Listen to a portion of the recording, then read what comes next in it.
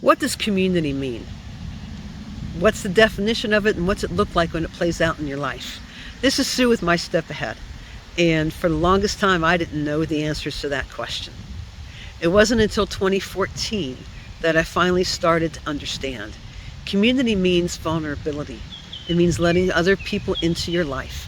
It means having a couple people who have the permission to be involved with your life, to tell you the hard things when you might need to hear them even when you don't want to, and to celebrate everything with you, to walk through the hard stuff and to cheer you in the journey. For me, that has become walking stick retreats. If you've heard me speak, if you've read my book, this much I know, the space between, you've heard about walking stick retreats. This is not a plug for them. It's an opportunity to share them as an example of what community means. I went on my first retreat in 2014 when it was called Ragamuffin Retreat. 2015 it changed to walking stick retreats. And through that community, I found a safe place. Community means you have a safe place to let your mask off, to take your hat off, to let your hair down, and just be real and raw. And if that means that you cry, you cry. If that means you laugh, you laugh. But it means that you have people in your corner who believe in you, who won't let you escape to avoid the things you don't want to deal with. Because community means that you matter to them, and they matter to you.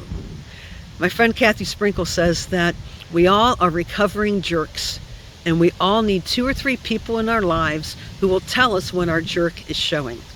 That's community.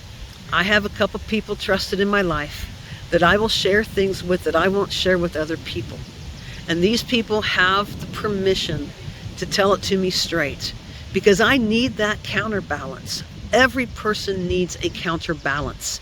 Life is out of balance when we don't have others around. If you're in a relationship, if you have a spouse, that spouse is your counterbalance. Your children are your counterbalance that keep you grounded, that keep you level-headed, although that yes, you may get frustrated at times. Every relationship has frustration to it. And that community, that family unit that you have, your friends around you, it might be a small group, it might be church, but community are the people that you allow into your life. Now, the responsibility you have to enter into community is to be willing to be vulnerable, to be willing to be raw, to be willing to be real, to be willing to reach out for help, and to set your pride aside, to set your shame aside, to set your fear aside, and to trust that these people see you for who you are, not what you may be feeling. Because the story you're telling yourself about those emotions and the events that led to those emotions is only part of the story. And you need community to help you balance that out and see the other side of that. I have community in my life. I have my dietitian who helps keep me level-headed with my eating. I have my counselor who keeps me level-headed with the things I'm working through in my life. I have my family who will tell it to me straight, even when I don't want to hear it, but I respect it and appreciate it and love them for it, because they know me best and they only want the best for me. It doesn't mean we agree. It doesn't mean I like what they say. It doesn't mean they like what I say. It doesn't mean they like what I do or vice versa.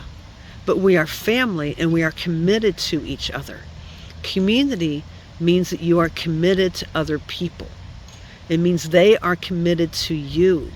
And with that comes the understanding and the expectation of openness and vulnerability and willingness to not only share the hard stuff, but to also have them speak into your hard stuff. And there's also the expectation that you will do that for others, the same way they will do it for you. That means that there's a lot of stuff that you may need to work through to get to the point where you're willing to be brave enough to do that.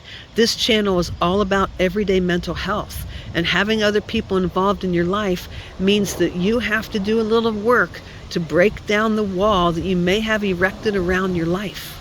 There may be shame, there may be fear, there may be all kinds of things that are preventing you.